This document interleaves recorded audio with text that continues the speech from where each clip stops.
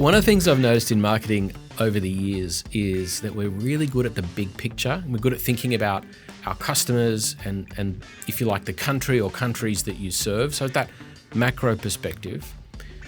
Today, I want you to think about something closer to home. What would it look like if part of your focus shifted to the teams that you influence and the local community where you can make the biggest impact? Research shows you might be missing a trick. Hello, Mark Jones here, and welcome back to the CMO Show podcast, brought to you by ImpactInstitute in partnership with our friends at Adobe. Now, I reckon most of you know about the Edelman Trust Barometer. This has been going for 25 years now, and we had the opportunity to get our hands on the most recent research. And it is not great, to be honest.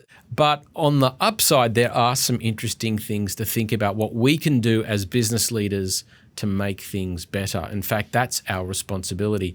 And my guest today is Tom Robertson. He is the CEO at Edelman Australia. Came into the studio to talk about the latest research. Let's hear from Tom. Tom, thanks for joining me. Thank you. We're here to talk about this year's Edelman Trust Barometer, which Yes. of course is globally famous. Everybody wants to know about it. Let's get stuck into it. Now, this has been a thing that we watch to kind of get a sense of what's the mood of society and what's the mood of our customers. I think that's at its core, something that really CMOs and marketers care about the most, like how are people doing? And this seems to very much tap into that.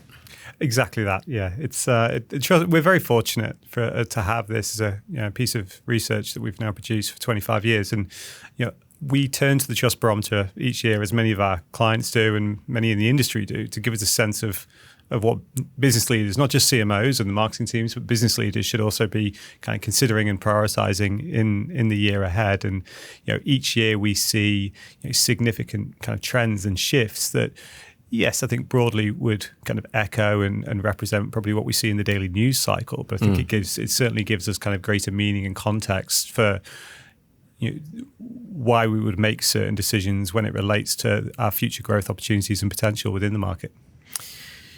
So let's get stuck into some stats, right? So there's a global survey that is available on the website. And then we're now going to talk about some Australian examples, but maybe before we do, I think what's interesting to me in the last 5 years or so has been this sort of long tail impact of COVID. And that was if you like, the last turning point in my reading, and certainly looking back through the reports that you've done, there was increased skepticism about what we were hearing from government at the time. And there's been a steady increase in, I guess, the public mood to say, we actually prefer to trust business more than we would the government and certainly other institutions like the media. So what's going on now? Yeah, I think it's certainly a fair observation. If you can ever look at the positives of COVID and the pandemic for business, I think it would be one that we look back on, particularly around trust, and see it as almost a moment of national unity in many ways. Yeah. Society, communities came together. Government and business came together in ways that had probably not previously been experienced or seen in that way. And so what we saw during COVID particularly was a huge uptick in levels of trust towards our institutions and our institutional leaders. But unfortunately, what's happened since then is a slight unraveling of that trust, and it's continued to accelerate. Now, much of this can be linked to economic prosperity or perceived economic prosperity. And if you think back to the 4 or 5 years that have followed the immediate start of the pandemic, we had supply chain issues with natural disasters.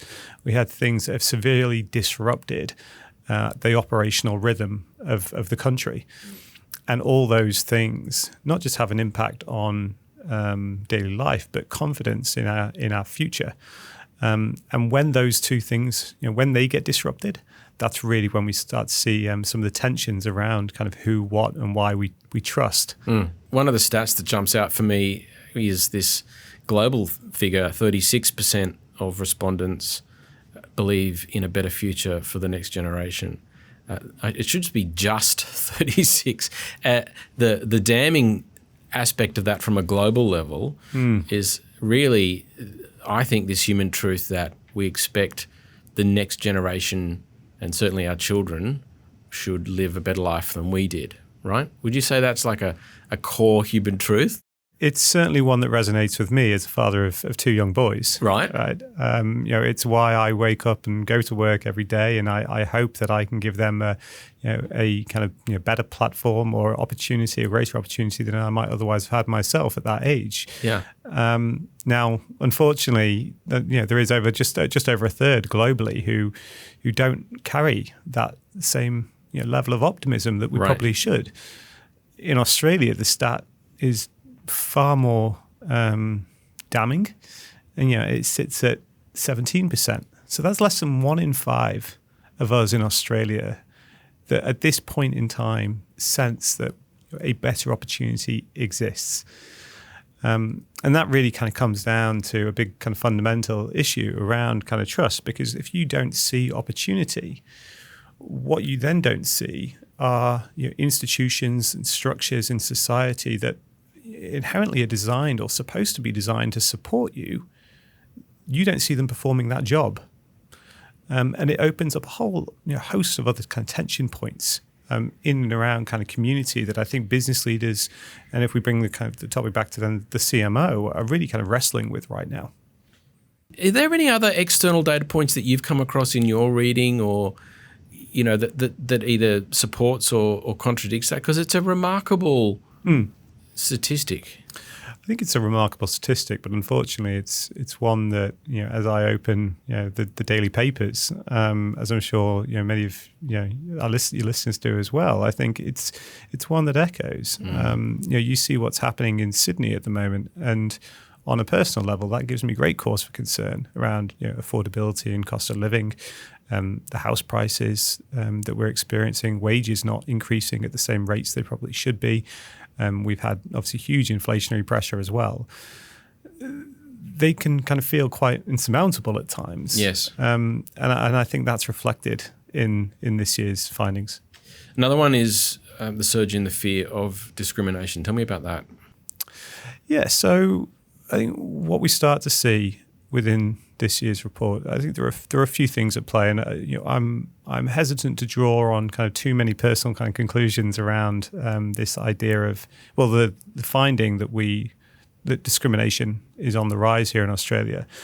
It's on the rise to such an extent now that we see nearly half of Australians worry about being discriminated against, and whether that's due to kind of ethnicity and race, age, or gender. 50% itself is significantly higher than where we would otherwise think that would be for a nation like Australia, or a progressive nation like Australia. In addition, we find it particularly acute in increase amongst women and amongst our youngest generation, so 18 to kind of 34 age. That's where we've seen these kind of huge spikes in a fear of being discriminated against. Now, when I look at that and when I think about kind of actually our levels of trust in media and what's happening in terms of our day-to-day lives and how we come across and find stories and expose ourselves to different communities and different voices, you can certainly see kind of the rapid advancement of technology and its influence on our society playing more of a role there. But we don't necessarily draw on that directly, or are able to draw on that directly within this year's findings. Unfortunately, yeah. Again, it's a stunning sort of thing to ponder. Another one I wanted to touch on was there's a high sense of grievance in the respondents. So tell us about that, and effectively, is there a lot of finger pointing going on? Who are we blaming? Yes. So with grievance, I mean, how we define grievance is whether or not we believe that, again, coming back to this idea of institutional structures that are supposed to support us, whether we believe they're there to support us, whether this idea of a fair go in Australia is still a reality. Respondents who claimed either a moderate or high grievance in the report this year felt overwhelmingly that the system favoured the rich. The system ensured that the likes of government and business could further their own aims at the expense of others. And overwhelmingly, grievance very much had to do with this zero-sum mentality. My loss is going to be your gain. And that really comes through in kind of our politics and policies or political beliefs, as much as it does when it comes to determining which business we're going to part our cash with as well. Yep. Something I wrote about actually back in 2020 in my book Beliefonomics talks about the impact of our values and our belief systems, which then drive our decision making. Yes. Right. It's not just about how we feel in the moment, but these underlying belief systems. And we often miss that in comms and marketing.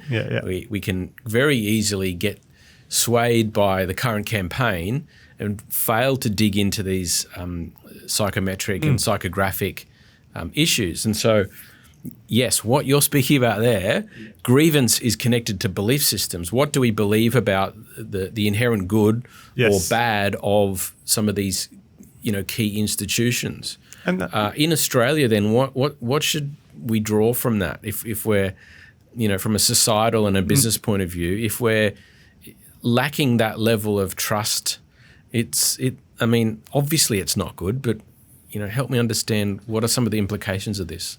Yeah, so just I guess quickly pause and take a bit of a step back on what we mean by trust, and ultimately it's a bet on the unknown. Right. That's how we view it. In the Trust Barometer, we ask a very simple question to kind of start the research: is, do you trust this institution? Yeah. We look at 4 institutions: so business, government, media, and NGOs or not-profits. Do you trust this institution to do the right thing? So grievance is really what's detracting from that trust in the 4. Yep. So help me understand then, of the 4, can you give me like a ranking? Where are we sitting at the moment in terms of most trusted through to least trusted? So NGOs have now regained top spot in our trust index. So just below that then sits business, government, and then media. Government and media sit in distrusting territory here in Australia, and we define distrusting territory on an index scale 0 to 100. Anything kind of between 0 and 50, sits, we classify as distrusting. Anything between 50 and 60 is then neutral, and then anything above that is your entrusting territory. So no one is trusted at the moment. NGOs are the most trusted, but they sit in neutral. But media is the one, kind of, let's call it the kind of black swan, that I think continues to feel a real demise when it comes to the trust that we place in it here. Yes, and as a former journo, it hurts. Yeah. I'm still emotionally connected to that story. Yes. Actually, in all seriousness, because I really do believe in the power of a free press. I believe in holding, institutions to account. That is the basic value of journalism, among many others. But I couldn't agree more. And I think that's for me is, I think it's the biggest challenge that we face right now. If I look, if we take a macro view of what we've seen, this is our 25th year now we've been running this report. I think 4 kind of key themes really present themselves.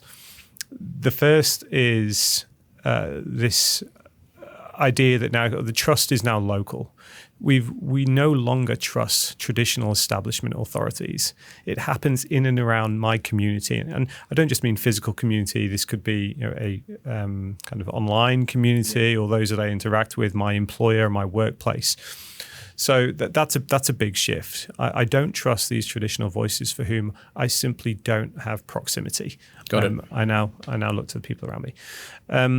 The second big one is the battle for truth.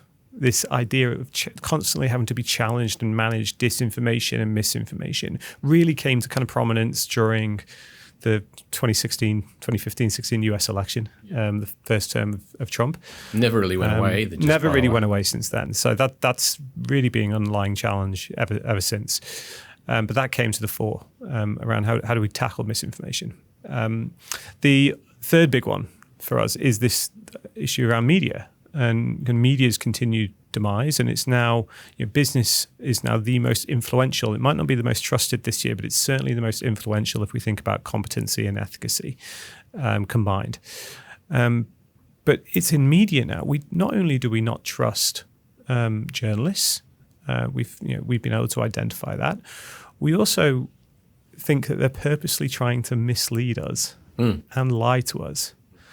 And that obviously varies depending on your demographic, but by and large, these are universal truths. Right. And media's challenge there, I think, to be seen as holding people and holding leadership to account is completely undermined by all of this. And if I then bring it back to, okay, how do we navigate this as business leaders, as CMOs, as communications leaders? Right. It raises some serious questions over that kind of its future viability as a means of communication, as a means of kind of partnership. Because if the context and the purpose of your story is inherently in a state of distrust and disbelief through the mediums in which you choose, i.e., our media in Australia, you have to look elsewhere. Now, there are huge issues around commercial interests and public, the balance between commercial interests and public interest. And right now, that balance, as we've seen in this report, another finding is we just believe media have their priorities all wrong. We believe that they're prioritizing audience numbers over facts. They don't put the facts first, and they're putting ideology before the public interest. Well, profit before purpose. Yes. Right. Or profit before public good. Yes. is the shorthand, right? Yeah. And it does raise the question around where the end game is. We've seen a lot of noise over the last 12 months around the role of big tech, how influential that is on Australia. We have the second most concentrated media market here in the world, behind Brazil. We sit 36 on the World Press Freedom Index. I think from memory, we sit just behind Niger and the Dominican Republic. Right? Oh, great. And a lot of that down to political interference as well, Yeah. so a few other things. But all of this combined, again, I come back to my personal note, as I'm sure many of us feel, right? With our two young boys, where do they go for trusted, impartial information based on facts in the future?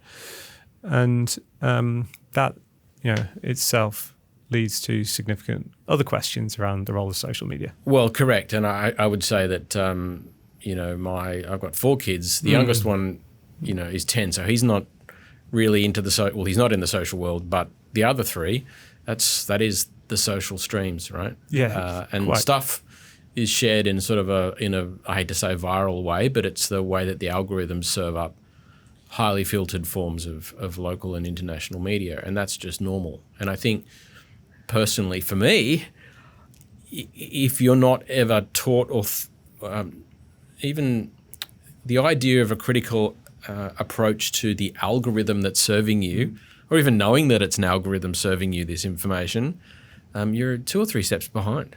You are, and I think it's a delightful conversation, by the way, isn't it? We'll get into the positives and the opportunities, I'm sure. Yeah, but I think they're valuable conversations to have and valuable points to raise. And I think we as a society, as a country, should be having these types of conversations. The recent 36 months campaign that was really championed by Nova to raise the age gate of social media. I think on a personal note, I think makes complete sense. Yeah. You come back to the role of the algorithm in all this, and ultimately, when you look at it, you've got a system designed to garner, retain, hold your attention through these echo chambers, which ultimately champion and reinforce your views at the expense of others. Yeah. So, for the listener who's head of marketing, CMO, in marketing comms teams, maybe we should start swinging around to where do we go from here. Yeah. So we've established that things aren't going well from a statistical or research basis, confirming all of our worst held fears and concerns, right? Yeah. And I certainly see opportunity, but opportunity yet to be realised. And we are in a bit of a moment. It does feel like we take the last decade, there are a number of points that have led us to this particular moment in time. And a lot of the kind of findings from this and the role of business and the opportunity for marketing and CMOs, I think is significant, and the learnings are there as well. Ultimately, we're in this position now because communities feel that they're being left behind at the expense of others, that there's preference given to the top end of town over Main Street. type situation. What we find is a firm belief across communities that business is still not being seen to do enough to tackle some of today's most pressing issues. And if I think what's going on in the US right now, and you see, the discourse and the narrative around, community-driven initiatives and strategies like DEI, yes, very much kind of purpose-led. What we find in Australia is actually there is an expectation for business to continue to lean in on some of these challenges. It's not an open kind of invite for business and marketers to wade into every societal issue that they personally see fit, but understanding where you have the right to play. Action, we have a phrase at Edelman, we believe action earns trust and trust earns action. And it's cyclical and receptive. So you have to be able to do before you say. Understanding credibly where you stand as a business on some of the key issues of today, which really are around affordability, job skills of the future, the challenges around sustainability and environment, which continue to kind of come to the fore as an expectation of business leaders to help kind of manage. These are challenges that are going to impact my prosperity and that of my children, and future optimism. There's an expectation that business is in the most advantageous position to influence. Yeah, and to echo that, the research globally talks about business is the only one to be seen as both competent and ethical, and that has jumped up 19% since 2020. That's the global stats. So I did my homework. And the thing that stood out to me about that was I wonder how many leaders continue to take that as a serious responsibility, and not just through the profit lens. Because certainly the work that we've done shows that when you do that, when you look after your people, it helps your family and your community and society at large, right? That's kind of the way it works. But there's a real challenge here not to back away from that, which obviously is the big push at the moment. Yeah, quite. It's a challenge. It's intense pressure, and I certainly don't feel envious of many of our CMOs in positions like this, because boards, and certainly those that we speak to in our own advisory work, we do get a sense that there's a tightening on governance. There's a lowering of an appetite, or less appetite, I probably should say, for risk. Yep. And a greater focus on fiduciary responsibility, on growth, on earnings, on obviously giving back to our stakeholders and shareholders. The role of the CMO, therefore, I think what we hear from CMOs that we speak to is they don't know where to turn. They're being asked, they have to learn new technology skills, they have to learn new financial skills, they have to understand communities and be the voice of the customer, understand kind of web design experiences and all these various things. But by and large, I think the ask of the CMO from the board increasingly is focus and intentional strategy. Don't try and be more to more people. Be quite intentional what you're doing, and be really kind of focused and honed in on that. And I think what we find in this year's report is a very much a good reason for doing that. It's easy to get distracted by the latest kind of noise in culture and what's happening around us that might influence our business. I think ultimately we play a significant role in community, in our communities. And there is a need for business to be serving those in a much more kind of proactive manner. I quite like this headline I read in one of the charts on the global report, which says, when trust increases, economic optimism overpowers grievance. Yes. That's a great line. Yes. It's a really good line. So then what are the things we've got to do? What's the steps? I mean, building trust is one thing. There's the idea that we've got to, as CMOs, as leaders who are steering this ship, we've got a greater sense of responsibility, right? What's the to-do list? In reports, there's always a to-do list. There's always a to-do list. I think going back, there's a couple of things I've probably touched on already, but I think to really summarize, we need to be able to demonstrate kind of empathy and understanding for for communities. In this case, I'm going to use the community of Australia. Yeah. At the moment, people don't feel like they're being heard. They don't feel like their needs are being met, or that innovations and change in society is happening with their interests in mind. Business leaders, CMOs, we need to be able to stand up more to really understand, listen to, take note, and action on what's happening in Australia right now. And sorry, can I just jump in there too? Yeah. Because a comment you made earlier was at the local level. At the local level, I think that's really where it happens, and I think it probably leads me on to a next point around what can we do, and I think it's in different voices. We need to find spokespeople for our businesses and for our brands. It's no longer enough to have the CEO alone, stand up and be the voice of an organization. What we find is scientists, teachers, academics now sit very much on a par with local community in terms of being trusted voices in a way that CEOs and business leaders do not. In Australia? In Australia. Okay, because in the US just came to mind with all the, the numbers of them are currently under attack. Well, I think a great example of this at the moment, we'll go back to COVID. Yeah. We had the chief medical officer and the state premier daily, standing by side together, and that instilled the trust and the confidence necessary that at a state level we had things kind of under control. Yes. Right. So they're those different voices. I think for me that's always the best example of where different institutions have been able to kind of come together and place facts at the very heart. And that's what I think we can look at that as businesses, as brands, as CMOs, and really understand how we make sure that we have a variety of voices that can speak to the facts credibly. Now at the forefront of what we're doing in terms of promotion. Got it. That is critical.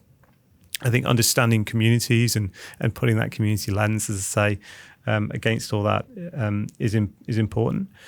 And understand your business. Get closer to the CFO, the CEO, the board, to determine the kind of priorities, but also shape the discussion around your contribution. And what, again, we as businesses can be doing, and what are the proof points on that journey that we could speak to as well. Don't wade into everything that's happening around you. Don't get distracted. It's through those distractions that businesses can easily get called out, and risk increases in doing so as well. It's going to be a really interesting thing to watch, is to see how many of these leaders step into that opportunity. Right? I wonder, as you reflect on the stats, it seems to me there's an opportunity for more intentionality around these opportunities. Right? Yeah. It's not, they're not going to fall into your lap. You're going to have to make them happen, and you're going to have to defend them. Yes, yeah, quite. And you have to be. To come back to it, you have to be intentional with that. Yeah. You have to be willing to invest the time and the resources effectively to kind of unlock those stories or those moments of opportunity that will allow you to kind of further accelerate your trust or the trust that you hold amongst your stakeholders. The fourth piece I would have talked to as well is the role of business as an employer, right? And the sheer influence that our employees, particularly at the younger end of their careers, have in influencing kind of societal discourse and commentary around your business and brand. We find that employees tend to be a lot more kind of trusting of their organization, but also of their CEO, of their leadership. And there's often great untapped potential in that significant base, particularly again for those larger organizations where with significant frontline workforces, for example. But I would think of the likes of Woolworths and Coles and some of the challenges that they've been highlighted. They've had highlighted around them last year, but yet are have a huge variety, array, and number of voices in and around communities that can help kind of engender and foster goodwill. Yeah, I think that's brilliant. Tom, I haven't asked you too many questions about yourself, but maybe as a few points of reflection, you came into Edelman 2 or 3 years ago. That's right. Yeah. And you're at MediaCom before that, so you've come from sort of an agency side and content background and all sorts of other places. What's it like being part of this research? You've got a CEO yourself. You're sort of reflecting on these things and thinking, what am I going to do? I do. I often look at these stats and think, oh God, how do my team see me? Is this the lack of trust that I instill in them? But I hope not. No. So I mean, my career, I actually started client side at GE. At GE Money in the UK. I didn't fall into marketing. I studied business studies at university purely because I had no idea what I wanted to do with my life back then, as I'm sure. Well, it's that or psychology. So that's well, it's funny you mentioned that because I did study psychology as well. And I loved. I mean, psychology was a passion. Yeah. Academia was a passion. I probably wasted some of my university years. I look back and think I could have done more there, but I thoroughly enjoyed my time at university. I enjoyed psychology and the science behind why people do what they do. And that really, for me, was the power of marketing. And what marketing afforded me was to really get into that world and apply that in our day-to-day lives. I loved kind of looking at what influences and drives certain cohorts or segments of people, and anyway, that was all happening then at a time where the internet had taken root, taken hold, and was changing. The very kind of almost science of what we do as a craft. And I then moved into the world of digital communications because I was enthralled by the prospect and the idea of what this kind of new medium mass mode of communication could offer. If I, and taking that back to my days of psychology, and then it's kind of grown from there. And I've been very fortunate throughout my career to have been able to work with a whole array of different brands. I moved over here in 2011, so I've been 14 years now. In Australia, I thought I was going to come for one or two, but I'm still here to this day. I know that story. Yeah, so I'm sure. So I think for me, agency and the work that we do, I'm not ready or willing to think about going to client side because I love that breadth. I love the diversity that it gives us, that kind of cross-sector view, and that all kind of brings us to trust, which is just an incredible piece of IP and research that. Now for 25 years, Edelman has been fortunate to produce, and I've been the spearhead of that here in Australia in terms of its presenting. But I have to say, there's a whole team. They just make me look kind of smart. The team behind me are those that do all the hard yards. Look, it's always the case. Successful organisations, it's always a team effort. Yeah. But I got to say too, we're both in the agency land. It's always good to talk to someone else that appreciates and enjoys what it's like to work in this space, because I know that there's also a narrative that says, well, maybe the grass is greener on the client side, or in other sort of disciplines in the marketing world. But there is a unique buzz about working in this space, and quite clearly the research that you guys are doing at a global level is testament to that. I couldn't say it better. It's the question I probably get asked the most. Oh, Tom, when are you going to make the move to client side? Right. When are you going to? I have absolutely no intention to say nothing about that. But other than I love this breadth, I love the pace, I love the diversity. I think what I miss about being on client side is the breadth of influence you have in and around an organization. And right now I look at the role of marketing, and it's almost kind of painful in some instances to see the lack of influence and sway it holds. Again, bringing this back to the Trust Barometer. Yes, I think marketing and communications, both of which need to work a lot more closely together than I believe they currently do in many instances. I think there needs to be a greater alignment between the two, but it's within marketing and sales. But it's within marketing who understand and have the greatest view on the customer that. There is so much untapped potential there, and that would be my message. And then to draw full circle back to the beginning of our conversation, it's our responsibility in marketing and comms to really understand the customer and the broader, social context. And quite clearly, this is a really interesting update on the quarter century, if I could go that far. quarter century now, of these reports, and hopefully another one to come, where we can continue to address, but also find optimism, address some of these challenges and find greater optimism. And I know that kind of business leaders, marketers, and communicators, I think we're at a tipping point, but one in which we can really champion and drive change. Tom Robinson, thanks for being my guest. Thank you very much. Thank you. Hope you enjoyed the interview. And one of the things, it was a bit of an aha moment for me, was thinking about this idea of local community. And, where we're seated right here at our studio, we actually have a local community. And I got to say, we don't spend all that much time thinking about what can we do in our local area. And maybe that's our bad. And I think that is actually the case for most organizations. We do think a lot about our customers as the primary focus, as it should. But what this research highlights is the importance of local communities. If we look at declining trust, if we look at the opportunity for businesses to make a greater impact, yes, there's lots of big macro things that we can do. But when we start at home, as they say, I think generosity begins at home. It begins with your team. It begins with your community. It begins with your partners, the people that are closest to you.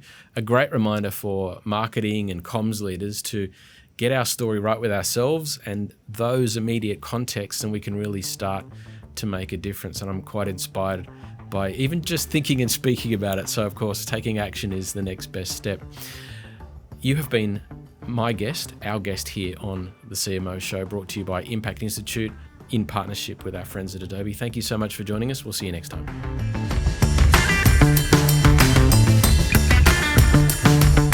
The CMO Show is produced by ImpactInstitute in partnership with Adobe. ImpactInstitute is a professional services firm for purpose-led organisations. Our unique blend of impact consulting, brand storytelling, and event services help our clients create meaningful change. Our executive producer is Ryan Newman, our producer is Pamela Obeid, and the show is engineered by Ed Chang and Daniel Ma. And a quick shout out to Adobe Experience Cloud, which gives digital businesses everything they need to design and deliver great customer experiences. Visit business.adobe.com to learn how Adobe can help transform your business.